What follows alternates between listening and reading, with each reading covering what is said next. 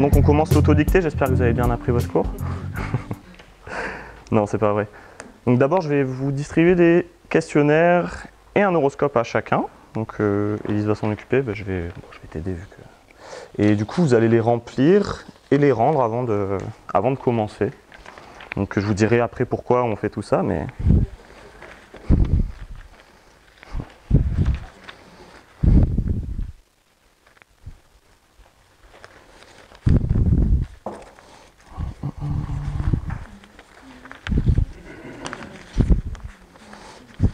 Alors...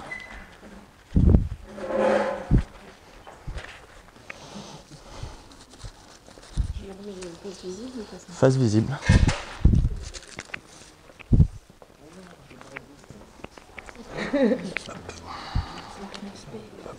Ah, ça va.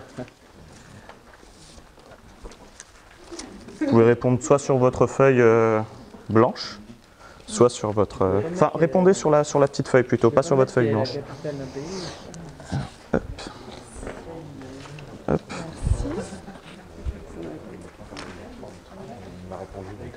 Tiens, Olivier, t'as un dossier, un crayon si tu veux. Hop.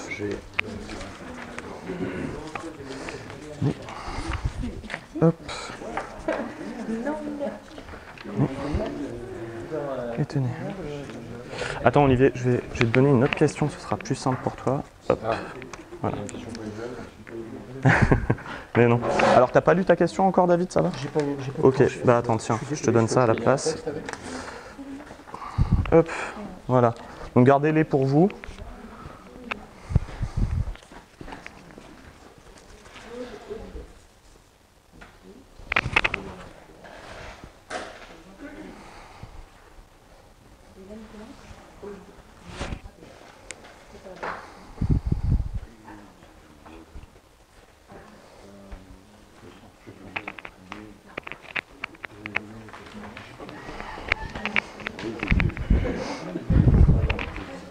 Ok, donc vous notez de 1 à 10 pour vous, à quel point votre horoscope vous correspond.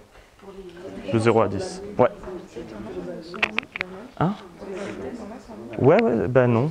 Enfin, j'en ai pas pour certains, non. Si je pouvais pas savoir du coup. Si vous n'êtes pas inscrit, je peux pas savoir votre nom. Ok.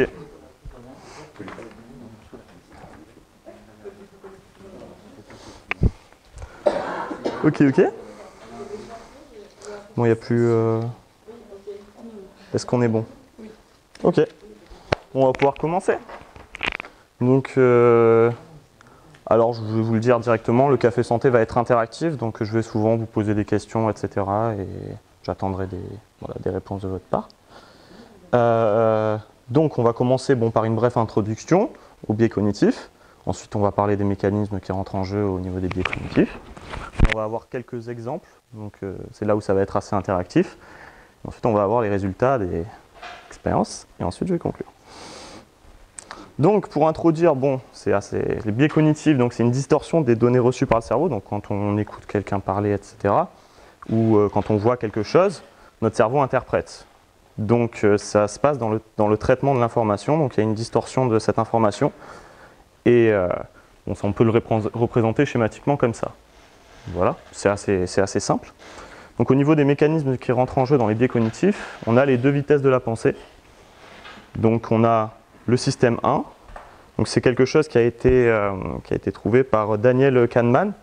Donc il a écrit un livre sur les travaux de divers scientifiques sur le sujet. Il a rassemblé un peu des données scientifiques sur le sujet. Et donc, il y a le système 1, donc c'est principalement l'intuition, rapidité, et c'est avec peu d'efforts. Donc le système 1, c'est quand on reçoit une information et qu'on n'a pas besoin de réfléchir. C'est par exemple quand on conduit jusqu'à son lieu de travail et qu'on revient. Donc c'est là où on se rend compte qu'on n'était pas concentré, c'est que juste on conduit et c'est quelque chose d'assez, c'est un peu de l'ordre du réflexe quelque part. Mais c'est un réflexe qui utilise quand même le cerveau. Donc c'est pas non plus un réflexe automatique au sens myotatique. Donc c'est tout ce qui est préjugé. On utilise certaines de nos connaissances et c'est principalement les opinions. Donc c'est de là découle parfois aussi un peu, le racisme, etc. Bon, je ne vais pas en parler. Et ensuite, il y a le système 2. Donc là, c'est beaucoup plus, ça utilise beaucoup plus notre cerveau, beaucoup plus d'efforts. Donc c'est un système qu'on va utiliser quand on est face à une situation qui nous est parfois inconnue. Donc par exemple, si on se retrouve face à un problème de mathématiques, on va réfléchir à la réponse. Par contre, si on nous demande 2 plus 2, là par contre, intuition, on sait déjà, c'est 4, c'est automatique. On n'a pas réfléchi à est-ce que 2 plus 2, voilà. Donc ça utilise principalement la réflexion et l'analyse, ce système 2. Voilà. Donc, comment ça se fait qu'il y a ces mécanismes, comment ça se fait qu'il y a ces biais cognitifs et comment ça se fait que l'homme, à niveau d'une manière assez anthropologique, comment ça se fait qu'il y a ces mécanismes. Donc on va prendre l'exemple d'un homme qui mange, on va dire, une plante et il meurt. Il a ses camarades à côté et son camarade, il voit qu'il meurt. Et il se dit, et du coup, ça permet en fait, le camarade, s'il découvre que cette plante, s'il se dit « Ah non, cette plante, elle est mauvaise », ça va faire un effet d'ancrage en lui. Il va se dire « Ah, première chose que je vois de cette plante, c'est que ça tue mon camarade. Donc c'est bon pour la survie de l'espèce. » Donc ceux qui auront ce type de raisonnement auront plus de chances de survivre. Ensuite, bon, il y a aussi autre chose. Ces biais, en fait, ils ont tendance aussi à aller beaucoup se calquer sur le système 1. Donc il nous permet d'utiliser, c'est basé sur le système 1 principalement. Donc quand on est habitué à une telle information, on va dire intuitivement se dire c'est ça. Donc ça nous permet d'économiser notre énergie et c'est une des raisons pour lesquelles aussi ça a permis, l'homme, on va dire, dans son évolution, a ce type de biais. Alors maintenant, dans la société actuelle, on se rend compte qu'on utilise, que ces biais sont, on va dire, on n'a plus besoin de survivre dans la nature. Les sociétés actuelles ont moins besoin de survivre dans la nature, donc on se rend compte que ces biais qui nous ont permis de survivre mieux sont aussi, on va dire, un frein au développement de la connaissance sur certains plans. Donc maintenant, on va commencer par des exemples de biais cognitifs. Donc je vais vous parler d'une affaire. Donc c'était un procès au Royaume-Uni, c'était le procès de Sally Clark pour double infanticide. Et l'avocat, il avait un très bon argumentaire. Il a dit, écoutez, les chances d'avoir un syndrome de mort subite du nourrisson sont de 1 sur 8500. Donc si on a 2 morts subites du nourrisson d'affilée, c'est 1 sur 73 millions. Donc elle a 1 sur 73 millions de chances d'être innocente. Donc ça veut dire qu'elle est coupable. Qu'est-ce que vous en pensez? Est-ce que quelqu'un a une idée du biais qui est en jeu ici?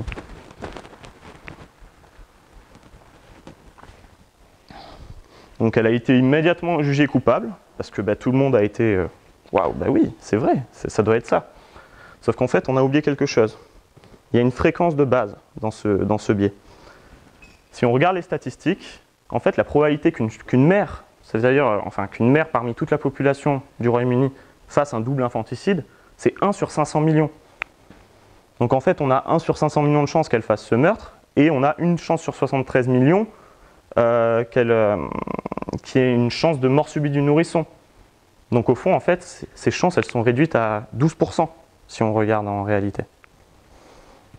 Donc voilà, ça c'est un biais, et je vais vous raconter la petite histoire. Les statisticiens sont arrivés, ils ont dit, bon regardez, ça c'est la formule de Bayes, on l'utilise comme ça, c'est comme ça que ça se passe.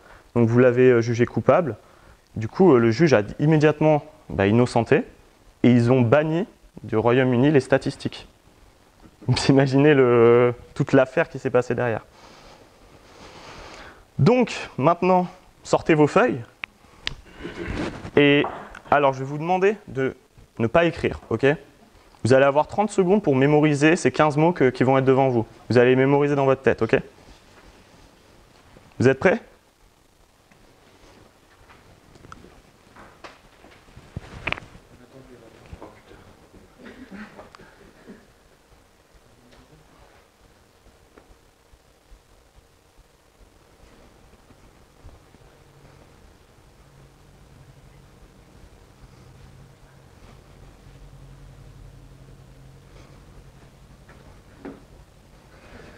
Pas de triche. Bon, c'est là que j'ai pas géré parce que, hop, Maintenant, vous avez 1 minute. vous avez 1 minute pour les écrire. Pour écrire le maximum de mots que vous avez retenus.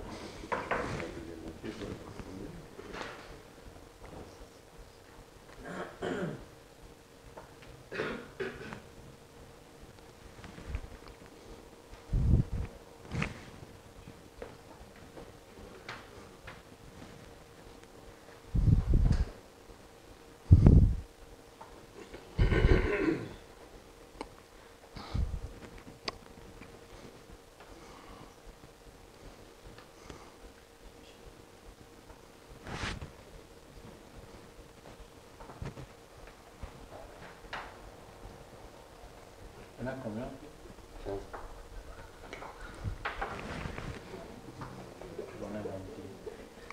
Oui, il ramasse tous les trucs et fait les décomptes. Ouais. Des horoscopes et des...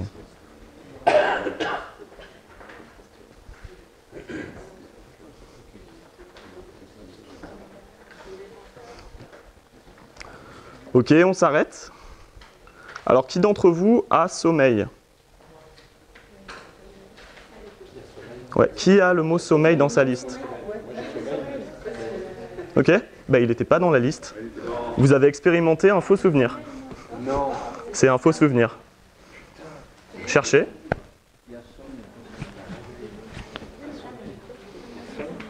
Si vous avez marqué sommeil, c'est un faux souvenir. Il y a somme et réveil. Donc, en définitive, avec les deux mots, on a... C'est ça. En réalité, c'est l'écriture qui est mal. Mais est-ce que vous vous rendez compte à quel point la mémoire, du coup, dérive? C'est... Moi, j'ai ajouté sieste parce que pour moi, c'est... C'est-à-dire que vous imaginiez qu'il y avait sommeil dans cette liste, sauf qu'elle n'y est pas. Donc voilà, c'est un faux souvenir. Donc ça, c'était... Alors j'ai utilisé en fait les mêmes mots qu'il y avait utilisés dans une expérience qui a été faite donc, par Rudiger et McDermott en 1995. Donc c'est exactement cette liste de 15 mots bon, que j'ai traduit de l'anglais au français. C'est mon petit... Voilà. Donc voilà. Je vous laisse réfléchir à ça parce que c'est assez... Moi j'aime bien les expériences comme ça.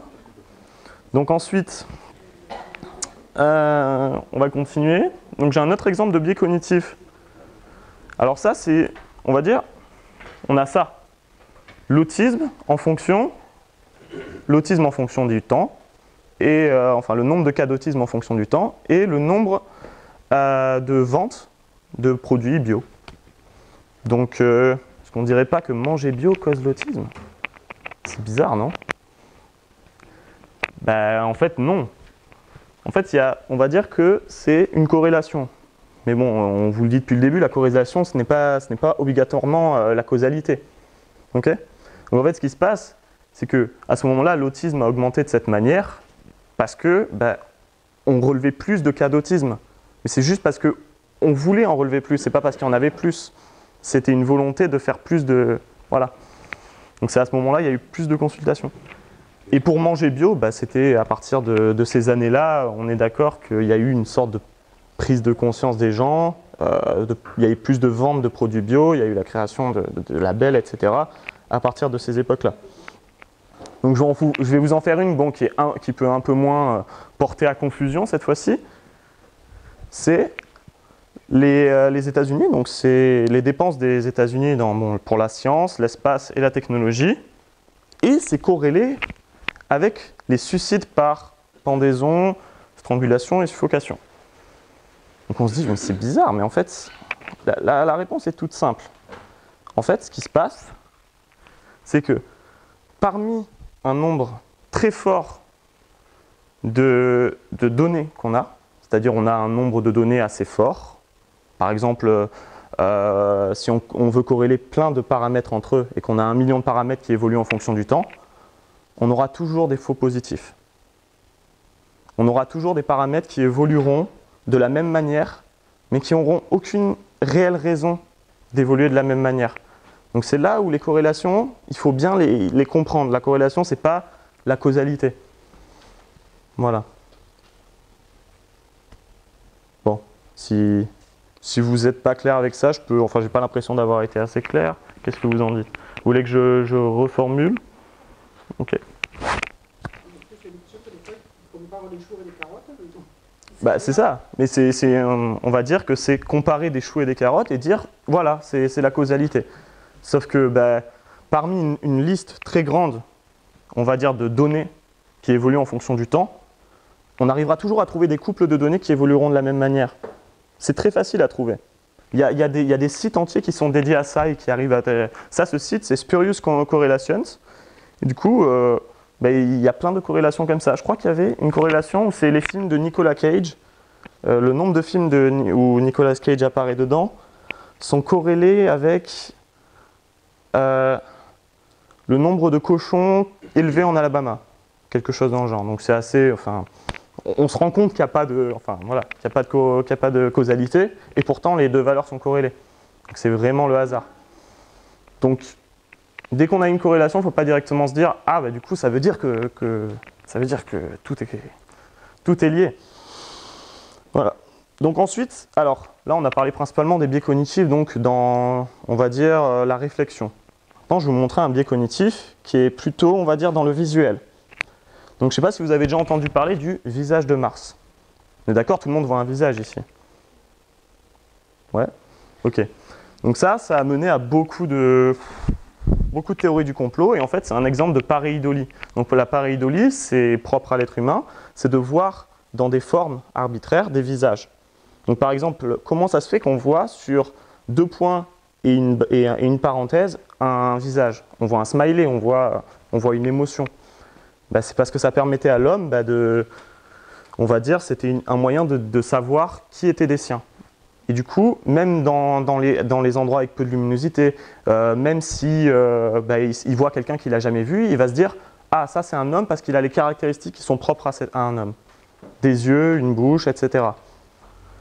Donc les gens à l'époque, bon, c'était en 1976 par la sonde Viking 1, donc la qualité est assez mauvaise. Et en fait, si on regarde quelques années plus tard ce qui se passe, en fait c'était juste un jeu d'ombre. Donc en fait ça s'appelle Cydonia Mensae. C'est un relief de Mars. Et en fait, ce qui se passe, c'est qu'il y avait un jeu d'ombre sur la figure, mauvaise qualité de l'image. Bon, mauvaise, enfin, c'était déjà pas mal pour l'époque. Du coup, le cerveau a interprété directement un visage, alors que là, il faut le chercher, le visage. On peut s'imaginer. Là, on peut peut-être voir les yeux, on peut peut-être voir, mais vous voyez, avec un meilleur jeu d'ombre, ce serait plus simple. Mais il n'y a pas de visage, hein. Enfin, tout le monde le sait, c'est juste un mot. Voilà. Alors, bon, je suis peut-être allé un peu vite. Est-ce que t'en... 2 minutes. Ok, on va attendre 2 minutes.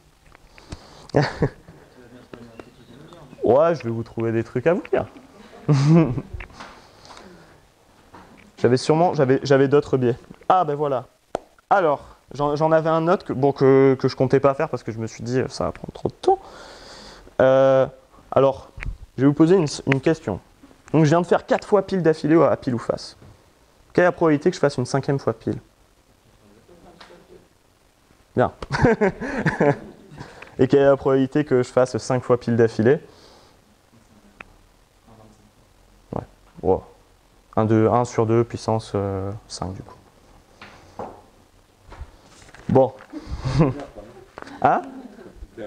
Bah après, on nous apprend ça à l'école en maths, mais ça, c'est un biais d'illusion des séries. On se dit si on voit quelqu'un qui fait 4 fois pile d'affilée, on se dit ah là, il a peu de chances de faire une 5e fois pile. Alors qu'en fait, le fait qu'il ait fait pile 4 fois avant n'influe pas sur le fait qu'il fasse une 5e fois pile. Il a toujours une chance sur 2. Bon, on va dire dans un jeu de hasard parfait. Parce qu'il y en a, ils peuvent tricher, ils peuvent piper la pièce pour qu'elle tombe plus facilement d'un côté ou d'un autre. 2 piles, ah oui. Ah ça, c'est des beaux tricheurs ça. Mais ils montrent ils disent si tu fais pile, mais du coup si je fais face, ouais, si tu fais face. Ils ne montrent pas la... Voilà. Est-ce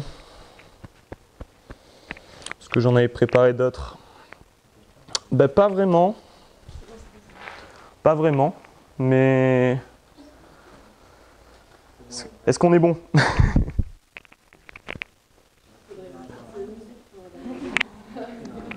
Tan, tan.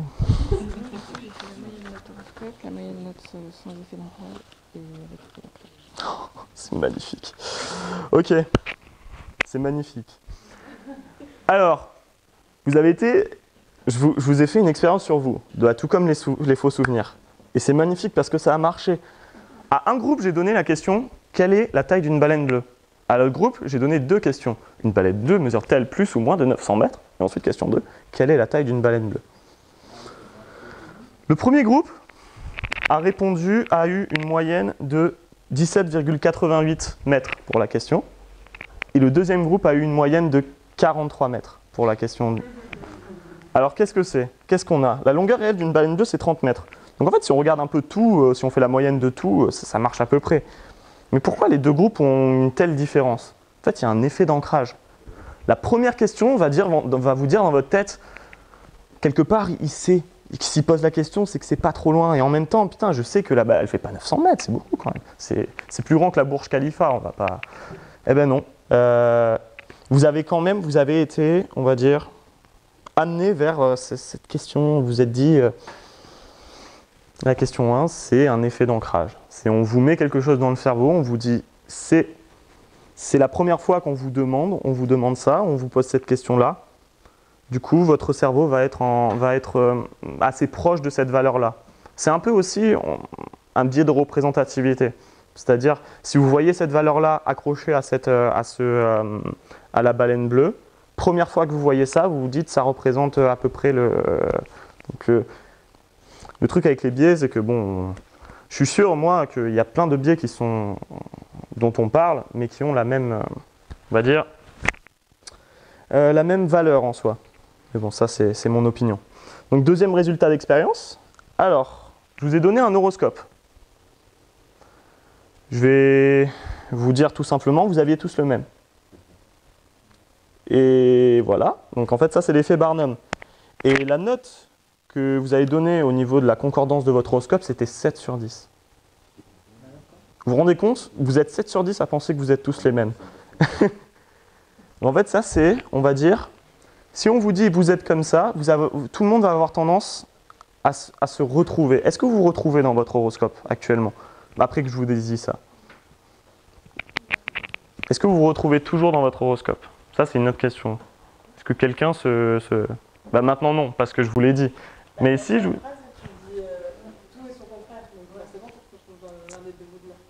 Oui, c'est certain. Mais... Ça dépend aussi de l'horoscope. Ça dépend. Si c'était un quotidien basique ou si c'est un horoscope pris par exemple. Je vais vous le dire, le quotidien basique, la plupart du temps, c'est des infos très générales. Et ça s'est même retrouvé que sur certains horoscopes, on est du recyclage de une année sur 3, c'est-à-dire l'année N, et ensuite à l'année N plus 3, il y avait exactement le même, mais pour un autre signe. Non, mais ce que je voulais dire, c'est qu'il y a des gens qui étudient les thèmes astro, avec le zodiaque, avec la lune noire, des trucs comme ça. Et c'est assez un peu plus profond que l'horoscope basique du journal quotidien. Oui, mais bon, après là, on va partir dans des débats, mais je dirais que ça n'a pas encore été prouvé scientifiquement, il y a eu des expériences, etc. Donc au fond, on va dire sans les biais cognitifs qu'on peut avoir. C'est-à-dire moi, si j'arrive et que je fais cet horoscope me correspond, et que tout le monde dit cet horoscope me correspond, et on va dire lui c'est un très bon astrologue, parce qu'il arrive à faire correspondre à la manière dont on pense qu'on est. Mais au fond, est-ce que... Bon, après, là, c'est pas que de l'opinion, il y a des expériences, je les ai pas mises, je parle des biais cognitifs aujourd'hui, mais il peut y avoir quand même une corrélation avec le fait que ce soit des termes très génériques, des termes qui peuvent correspondre à tout le monde, et qui ont pu correspondre à quelqu'un à un moment ou à un autre dans sa vie. Donc je dis pas que c'est des charlatans ni rien, c'est pas du tout. Je dis juste que il y a quand même une grande chance que la science qu'on leur a fait étudier ne donne pas de résultats réels. Que ce soit plus un effet placebo, on va dire, de la personne qui lit le texte et qui se sent dans ce texte. Voilà. Okay. Donc enfin, en conclusion, alors première question. Est-ce qu'on peut être totalement objectif? Bon, ça c'est su depuis longtemps, hein. On est plus ou moins biaisé. Du coup, enfin, vous l'avez vu, hein, c'est la subjectivité, elle rentre en compte dans tous les cas. Donc, comment est-ce qu'on s'en prémunit? Comment est-ce qu'on se protège de ces biais? On va dire qu'il n'y a pas de recette miracle. Parce que la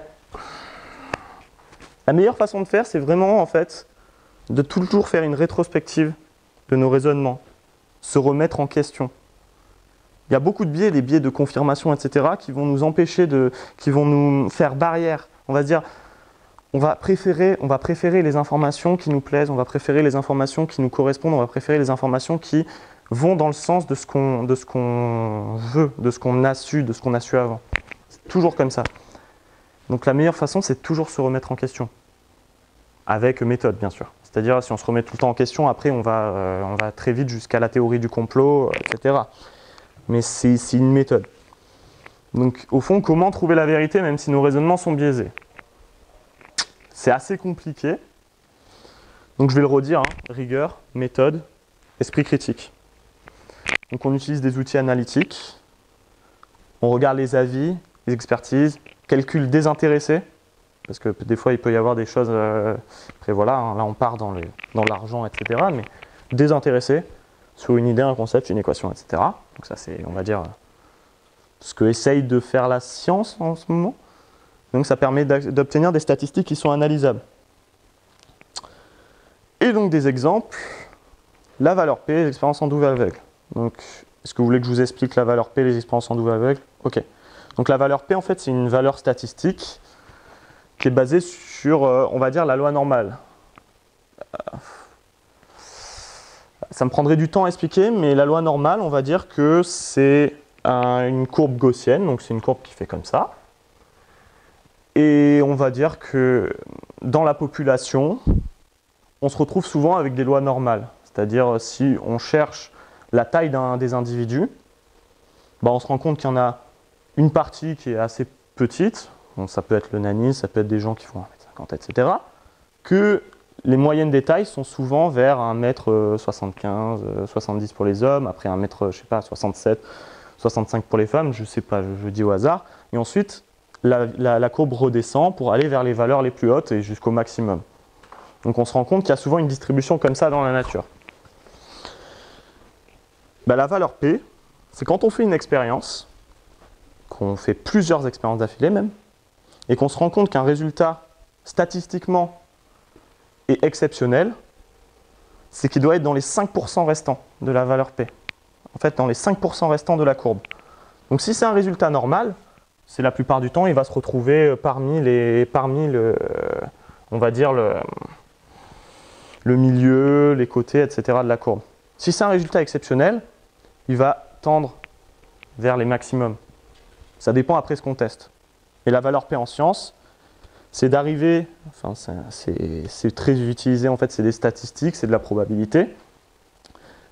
La plupart du temps en science, on veut que cette valeur P soit inférieure à 0,05 afin qu'il y ait le moins possible de biais de faux positifs, comme je vous ai parlé tout à l'heure.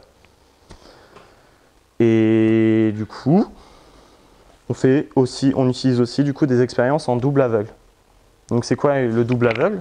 D'abord, je vais vous parler d'une expérience en aveugle. Donc qu'est-ce que c'est une expérience en aveugle? Bah, c'est pas ce que j'ai fait. Vous étiez tous à côté et vous saviez à peu près de quoi j'allais parler. Quand je vous ai donné les questionnaires, que je fais les expériences, bah, je vous ai donné les questionnaires et je vous ai dit bon, ne parlez pas entre vous, etc. Et vous saviez que vous veniez à quelque chose sur les biais cognitifs. Du coup, vous saviez déjà que j'allais vous tester sur quelque chose. Ben, une expérience en aveugle, ça serait de prendre un groupe pour lequel je vais poser ces questions-là, et un groupe pour lequel je ne vais pas, on va dire, je vais poser des questions, mais qui sont, on va dire, différentes. Donc, là où j'ai bien fait quelque part, c'est pour les questions de la baleine. Donc ça, on pourrait se rapprocher ça d'une expérience en aveugle, parce que ce qui s'est passé, c'est qu'il y avait un groupe qui avait la question combien mesure la baleine. Donc ce groupe-là qui qui avait juste combien mesure la baleine, ben, c'était, on va dire, le groupe placebo, auquel on n'applique pas l'effet d'ancrage. Donc le groupe placebo, c'est le groupe contrôle, ben, il avait la question, il répondait. Et le groupe test, lui par contre, il avait la première question qui lui mettait l'effet d'ancrage. Du coup là, on a prouvé, on va dire statistiquement, même si les statistiques sont assez faibles, hein, je ne suis pas en train de dire on a prouvé l'effet d'ancrage. Je suis en train de dire ça a marché dans notre cas, peut-être qu'il faudrait voir avec la valeur P. Mais je prends, il a calculé. Et pour vous dire, on prend un groupe test et un groupe sur lequel on contrôle si on n'utilise pas notre effet d'ancrage. Et là, on a une expérience en aveugle. Et qu'est-ce que c'est que le double aveugle? Ben moi, je vous ai distribué les questionnaires. Donc j'étais un peu biaisé, parce que quand je vous ai distribué les questionnaires, ben, j'aurais pu avoir des biais de je donne à telle personne en me disant elle va mettre une valeur haute, elle va mettre une valeur basse. Bon, j'ai un peu fait au hasard, mais rien n'empêche cela chez un expérimentateur.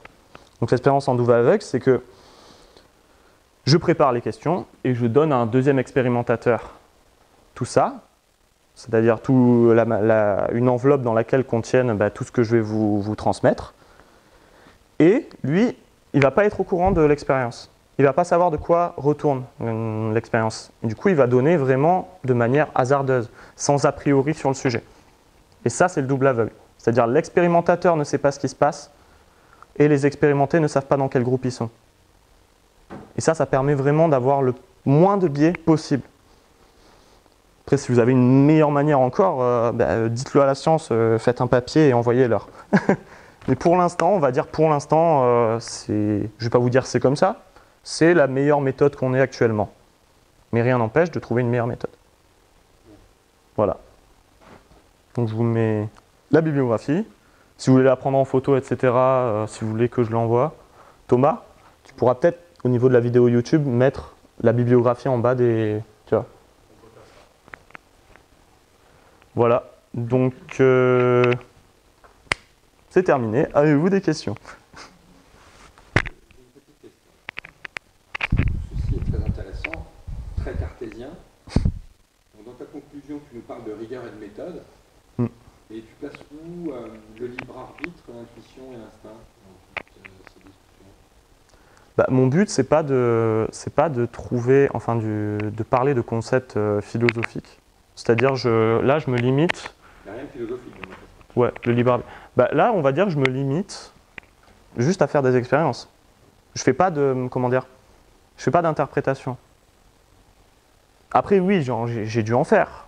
Mais l'important ici, c'est de regarder les résultats et de se dire, tout le monde peut se faire son interprétation des résultats. Mais après, au bout d'un moment, quand on a beaucoup de résultats qui concordent vers une théorie, c'est là qu'on va se dire, ah, là, il y a quelque chose. Mais il faut des résultats contrôlés. Il faut des résultats qui soient solides. Il faut des expériences qui soient solides. Moi, si j'arrive que je vais... Non, je ne vais pas en parler, c'est très... Bon, je vais vous dire mon opinion. Je ne crois pas en l'homéopathie. Ça va en blesser plus d'un, parce que je sais qu'ici, il y a beaucoup de personnes qui, on va dire, sont convaincues que l'homéopathie marche. Pour moi, on va dire que si vous vous dites, en prenant une pastille d'homéopathie que ça va marcher, ça va créer un effet contextuel. Et c'est cet effet contextuel qui vous dit ça va marcher, qui va faire que l'homéopathie marche. Donc ça marche. Ça marche pas plus qu'un médicament. Ça marche pas plus qu'en fait de boire de l'eau et de se dire que ça va me soigner. Donc en quoi est-ce que c'est justifié dans ma tête surtout de vendre ça, enfin voilà. C'est en fait, je veux dire, pourquoi faire toute une industrie sur un effet qu'on pourrait tout simplement faire sans, enfin, dire vendre de l'eau quoi, de l'eau sucrée. Oui. Et il y a le marché. Et oui. C'est une des raisons. Mais après bon. On pourrait discuter, on pourrait voir, on pourrait comparer les articles scientifiques, etc. sur le sujet. Mais c'est pas la question aujourd'hui. La démonstration que vous avez fait, vous avez tout basé sur la science. Moi, je suis profane. Donc la valeur P, je ne vais pas la calculer. Ouais. Voilà. Et je ne vais pas m'amuser dans ma vie quotidienne à aller chercher si les stats sont vraies, pas vraies, c'est des papiers. Ouais. Je dis qu'il y a un réchauffement climatique, les scientifiques le disent, d'autres scientifiques disent qu'il n'y a pas de réchauffement climatique. Alors comment je fais, moi, en Silverstone, pour détecter le vrai du faux? D'autant que si je vais dire quelque chose qui est sur le réchauffement climatique, je vais avoir des ordinateurs, des algorithmes qui vont m'envoyer toutes les informations correspondent à ce que moi je cherche. Oui. L'autre version. Oui, c'est du biais de confirmation, oui. Alors, on fait une société, les gens ne peuvent pas se poser toutes ces questions-là. Comment on fait? Simplement. Alors, une manière simple. Franchement, je vais vous le dire. En ce moment, il y a pas mal d'ateliers qui sont faits, on va dire, à l'école. Donc, dans certaines écoles, il y a des ateliers qui sont faits pour apprendre aux enfants à mieux chercher sur Internet. Avec l'outil qu'on a aujourd'hui, avec tout ce qu'on peut avoir, ils apprennent à mieux chercher, à mieux reconnaître là où ça peut coincer, là où ça peut être quelque chose de sensationnel, quelque chose qui peut plaire. On va dire la séduction de certaines idées qui se répandent sur Internet. Ben, ce qui se passe, c'est que dans ces écoles, on leur apprend à chercher les sources. L'important dans des documents, c'est de trouver les sources. C'est de remonter, on va dire, jusqu'à la source de ce torrent d'informations qui coule et de voir s'il y a tout qui peut être relié. Et si... Après, c'est compliqué, ça prend du temps et ça demande de prendre du temps. Mais c'est compliqué, en même temps, tout le monde est pontillé. Tout le monde peut le faire. Non, je pense pas. Tout le monde peut. Sur des choses compliquées comme ça, peut-être sur des choses simples, parce qu'on va passer sur beaucoup. Ben, le fait, comment dire? Si je lance cette tasse et que je la jette par terre, elle va se casser. Ouais. Bon. Oui. La probabilité qu'elle se casse ou pas, si je la jette, Oui, il y a une probabilité. En tout cas, elle va tomber. on va aller chercher, et puis par contre, sur le fait, En tout cas, elle va tomber. et donc ça va inhiber d'autres choses. Oui. Ben, le fait est que, là, on va dire, Parmi les incassables, en fait, quand ça tombe, ça se casse. Et le reste, sur le moment, mais parce que la tasse sera incassable. Après, voilà, il faut bien définir. la tasse est incassable. C'est là qu'il faut se prémunir, avoir un doute. C'est là qu'il faut douter, en fait. On a des doutes. J'en ai. J'ai pas de 100%. C'est pas une remise en question. Ce que je veux dire, c'est que là, il faut déjà avoir un raisonnement portiqué. Dès le départ, quand on est petit, voilà, il faut nous apprendre un petit peu à douter, peut-être. À remettre en question les choses. C'est plutôt embêtant, quoi, parce que fatigant, ça évolue. C'est là où on apprend en fait, à l'école, on apprend très peu, on apprend très peu à douter au fond. On nous transmet des connaissances, mais sans nous dire, du coup, on ne nous le dit pas directement, ça peut être faux. Parce qu'on veut nous apprendre quelque chose. On veut nous transmettre une connaissance. Si on dit, c'est ça, mais bon, ça pourrait être ça tout le temps, au bout d'un moment, on ne saurait pas ce qui est vrai. Et la science facilite le travail dans le sens qu'elle va chercher ce qui est le plus probablement vrai, ce qui est le plus statistiquement vrai de ce qui se passe, si je peux être précis. C'est ça son but, c'est de comprendre le monde, de la manière dont il fonctionne, de la manière la plus précise possible, avec la façon la plus statistiquement probable. Donc après, si on apprend des choses à l'école, c'est qu'elles ont été statistiquement prouvées, qu'elles ont fait l'objet de beaucoup d'expériences qui ont tenté de démonter telle ou telle théorie. Et au moment où on arrive à une théorie qu'on n'arrive plus à démonter, qu'on a bien attaquée mais qui ne s'ébranle pas, on se dit là, peut-être que c'est vrai. Mais le but de la science, c'est pas d'arriver et de se dire du coup, ça pour moi, c'est vrai. Et je vais essayer de prouver au maximum que c'est vrai. Non, c'est l'inverse. Il faut prouver que les choses sont fausses.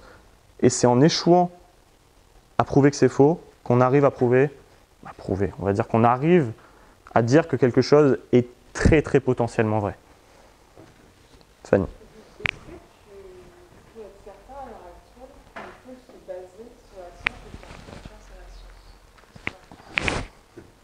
C'est une question assez vaste.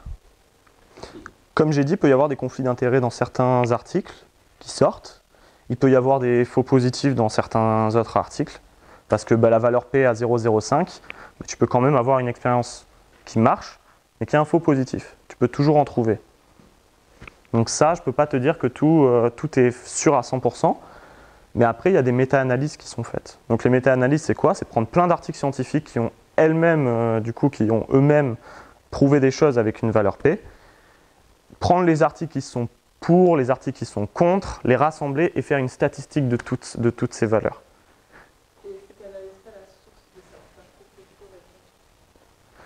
La source d'un article, c'est l'expérience, la plupart du temps.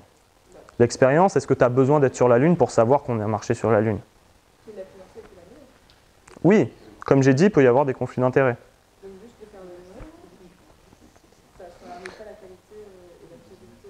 Ouais, c'est vrai. Mais après, oui, il faut savoir aussi se prémunir de ce type de biais, qui sont les biais de l'argent, etc. C'est comme ça qu'on forme aujourd'hui tous les gens. Donc, et on annule tout ce qui est de l'ordre de l'intuition intégralement. C'est-à-dire qu'on inculque des convictions à des gens, mais c'est terrible. C'est terrible. Parce que ça ferme tout un champ des possibles qui est juste incroyable. Parce que les études scientifiques aujourd'hui, il faut se poser la question qui les paye. Donc, à partir du moment où tu sais qui les paye, le résultat n'a plus aucune valeur. Aujourd'hui, vous avez une étude qui prouve que grâce aux couches, on a supprimé les rétèmes fessiers en France. Et dans le monde, c'est une étude, c'est celle qui fait la notoriété de Pampers aujourd'hui. C'est juste que les deux mecs qui ont signé cette étude sont des médecins de chez Pampers. Et c'est celle qui fait foi. Alors que c'est absolument faux. Donc, ça ne veut pas dire qu'il ne faut pas en tenir compte, hein. On est bien d'accord. Mais il ne faut pas avoir que ça dans l'esprit, parce que sinon, ça ferme tout un champ et qui est triste pour moi, si on le ferme. Quand tu nous parles d'homéopathie, quand tu nous parles d'astrologie, et quand on a parlé la semaine dernière des sourciers, se fermer l'esprit à ça, ça te ferme un champ des possibles qui est juste le champ de l'humanité. C'est là, c'est là que je te contredis. C'est là que je te contredis et je vais te dire que le but, c'est justement pas de se fermer. C'est quand il y a des expériences qui sont faites sur l'homéopathie, sur quelque chose, c'est pas se fermer. C'est justement s'y intéresser et voir si ça fonctionne. Qu'est-ce qu'il y a de plus noble à chercher si quelque chose fonctionne? Enfin, oui, il y a d'autres choses plus nobles, mais... Qui cherche? Je peux pas savoir... Oui. Sur le champ de l'intuition, si au moment où tu as des années de lumière avant que les ordinateurs et qu'on ait un cerveau qui réfléchit, et comme les autres, c'est l'instinct qui a permis la survie. Principalement. Mais principalement, oui. Donc de trop se couper à vouloir scientifiquement trouver les choses tout le temps, on se coupe de quelque chose qui est venu. On se coupe. Ouais, bon. Oui. On tourne autour des pouvoirs aussi, de l'analyse des pouvoirs du cerveau. Et moi, ce qui me frappe dans ce qui est dit, c'est qu'on tourne autour de l'être humain. Or, le monde et l'univers n'est pas fait que d'être humain. C'est vrai. Et on est en train d'étudier maintenant des phénomènes sociétals des animaux. Oui. Les fourmis, les familles de singes, l'amitié, l'intelligence, etc. Et ça touche un peu à ce que disait Olivier, c'est-à-dire à tous ces phénomènes d'intuition depuis la nuit des temps. Nous disons, nous sommes les plus intelligents, les plus forts, et tout tourne autour de ça. Donc, on s'en fout d'avancer dans une croissance de consommation, par exemple. Il faut changer son téléphone tous les 3 mois, et de ne pas voir ce que ça crée. Hein? Donc, ce qui m'a frappé, c'est que c'est très intéressant, hein, parce que ça touche au pouvoir du cerveau, mais on occulte nécessairement la bonne vision. Ce d'autant que les stats et votre analyse qui est très bonne, vous avez posé la question, la vérité. Bon. Et là, on est dans la philosophie profonde, même plus que ça. Qu'est-ce que c'est la vérité? Ah, si on part dans un concept philosophique, bien sûr. Alors, le problème il est là un peu, c'est-à-dire tout tourne autour de chaque fois qu'on fait quelque chose dans une société, c'est l'être humain. L'enfant, l'adulte, la vieillesse, machin. Et on sort du contexte de notre univers. C'est-à-dire, Après, on peut partir dans des concepts très compliqués, mais je vais vous répondre. Alors déjà, je vais vous donner un synonyme de intuition qui est préjugé. Là, du coup, d'un coup, c'est moins... Ça change. L'intuition, c'est bien. On se dit toujours, quelqu'un qui est intuitif, c'est quelque chose de bien. Mais au fond, si on prend l'autre terme préjugé, qui est pourtant la même chose, on se rend compte que ça peut pas être aussi bien que ça. Ça dépend de la manière dont vous le définissez. Si pour vous l'intuition c'est de l'imagination, c'est pas la même chose. C'était Voyage en terre inconnue, chez les pygmées, je sais pas quoi, là, qui vivaient dans les arbres. Et on filme la tribu, et on montre une image au chef. Et le chef qui s'était jamais regardé dit c'est moi. Et il s'était jamais vu dans une glace. Il s'est sûrement vu dans l'eau. Pourquoi vous dites que c'est vous? Parce que je ne me suis jamais vu. Oui, il s'est sûrement vu dans l'eau. L'autre, c'est comme il va. Hein? C'est comme il va. Bon, après, j'en sais rien si c'est vu dans l'eau, mais d'accord, c'est bien. Okay. Après, c'est intéressant de le poser aussi, parce que c'est inquiétant, parce que quand on voit que les messages verts, bêtes, stupides, des images, voilà, ça conditionne, et que derrière, on va poser un baleine, on va se dire que la taille de la baleine est bleue, après, c'est une taille statistique. Là, on est, parce que partout, on voit bien qu'on a des messages qui correspondent à rien, qu'on voit des images sur lesquelles on ne met pas de mots dessus, et quelques temps après, on va avoir des mots dessus, et qui vont conforter, en fait, ce qu'on nous a induit par l'image. Et on peut, j'ai l'impression que cette société, elle se construit de plus en plus comme ça. Et c'est dangereux, parce que on s'appuie sur du biais cognitif. Ouais. Déjà conditionner le message qu'on va poser à un moment donné, déjà une vue autrement. Le marketing utilise beaucoup les principes des biais cognitifs. Voilà. Ouais. Pour répondre juste aussi au qu'est-ce que la vérité. Alors bon, je connais pas la vérité, je connais pas toutes les vérités du tout. Et je peux pas vous dire, il y a un concept philosophique de vérité, mais j'ai mon idée de la vérité, qui c'est, pour moi, en tout cas la vérité, on va dire prosaïque, scientifique, etc. C'est quand quand je veux que ça ne se passe pas, ça va quand même se passer. Si je jette le verre et que je me dis non, je veux pas qu'il tombe, que j'y ai mis ma volonté, ça va pas changer. Pour moi, ça c'est, on va dire, c'est la vérité. Voilà, c'est ma manière de voir les choses. Tu voulais poser une question? Ton avis sur est-ce que ce serait des biais cognitifs ou c'est pourquoi l'homme continue à se détruire alors qu'il sait que le changement climatique va finir par le détruire, pourquoi il ne change pas? Est-ce que c'est un biais cognitif que la loi suit? Alors ça, c'est... Mets-toi dans ton contexte personnel. Est-ce que tu changerais toutes tes habitudes facilement d'un coup, comme ça, en sachant que pas tout le monde va le faire comme ça? Est-ce que tu es en train de changer toi-même? Oui, on est d'accord, bon, on est dans une... Voilà.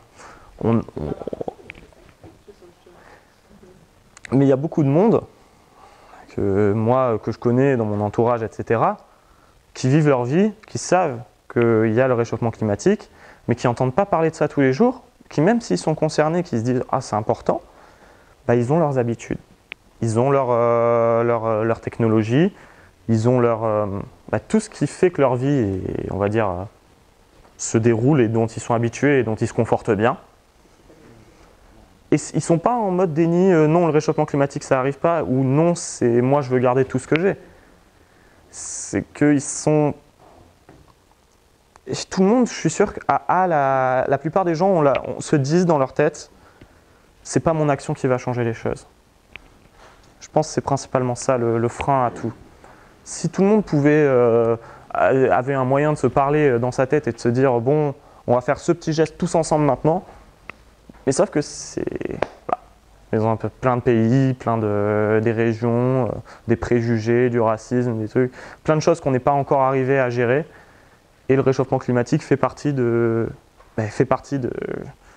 ça. C'est ultra important, hein.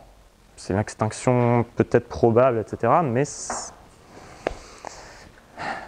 après, j'ai pas réponse à tout. C'est l'idée que j'ai. Il y a quelques années, les gamins, on va dire de plus petits à étudiants, ils descendaient dans la rue pour râler contre les problèmes de retraite. C'était évident pour eux de penser à leur retraite. Ouais. Cette année, ils descendent dans la rue pour le climat. Ouais. Pour le développement durable, etc. Donc, là, il y a une dynamique, il y a une évolution qui est énorme. Donc, c'est en train de se passer. Oui. Le problème, c'est ça, c'est-à-dire qu'effectivement, on vit tranquille depuis des années. Notre génération dit, ah, nous, quand on était gamin, machin et compagnie, c'est l'histoire du petit lait,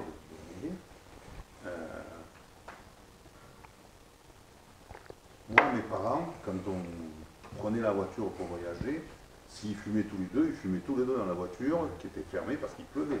Ouais. Je veux dire, c'est évident. Et tout le monde, hein, à notre époque, tout le monde va dire, maintenant on peut dire, il n'y a plus personne qui fume. Ah, hein, dans les lieux publics, dans l'intérieur. L'évolution, elle existe. Pas, moi, je pense que la personne, enfin, que personne ne peut dire qu'il est négligent là-dessus.